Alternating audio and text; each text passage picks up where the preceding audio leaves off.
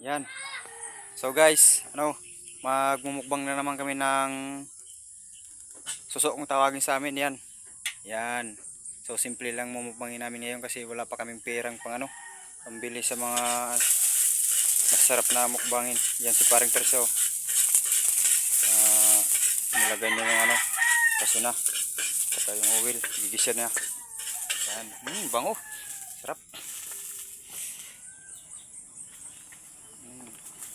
Uy, nilagyan niyan, inuna niya yung sitaw.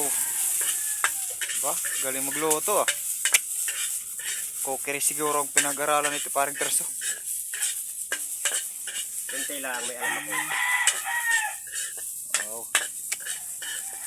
Siguro pares, dito sa bahay nyo, lahat yung gawain na maiti. Minsan, ginagawa mo na. minsan ako nagluluto. Minsan yung masawa ko. Siguro ikaw tagaluto, tigalaba. Yan yung suso guys. Yan. Yan na. Yan na. Ilalagay na ni Paring yung suso. Ayan. Bango. Kahit simpleng panhalo lang. Kahit lasunat sa ka-oil, okay na. Wala pa kasi kami guys pambili ng mga anong panghalo kasi wala kaming pera. So tsaka na lang yan pag nagkaroon na kami ng pera makasahod sa YouTube. Yan. So pa para yung dapat ilagay dyan? Bango na nga, kare, bango. Amoy pa lang. Ulam na. Yan, bitchin. Pamparupok ng buto. Tsaka asin. Yan, pampayotiis. Asin. Naku, mapapadali ang buhay namin dito sa pagluluto, guys.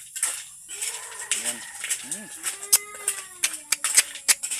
So, hindi na yan lalagyan ng takip ni Paring Terso, guys. Kasi, veterano daw siya magluto. Yan. Lalagyan na ni Paring Terso ng hatok. Kung tawagin sa amin, gata. Gata yan, gata guys sa Tagalog. Ayan.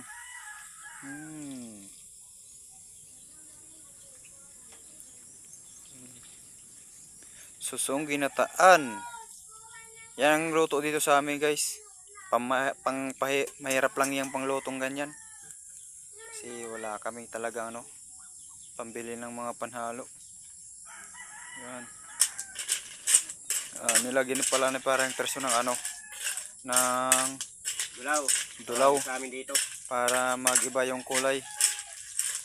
Pampasarap din yan sa mga ganyang luto. Natin muna. Pupuluin. So tatakpan na ni Paring Terso. Yan. Yan. Guys. So lalagyan ni Paring Terso ng ng siling labuyo. Ang ahang na naman yan. Yan. Naku. Sigurado ako dyan. Mumula-mula na namang sabon yan. Patay na naman dyan ang ko. Lips. Yan. Lalagyan natin ng Yan. Yan. Purong-puro. Sigurado ako yan. May paglalagyan yan. Hindi pasaw. Nice. Sunod.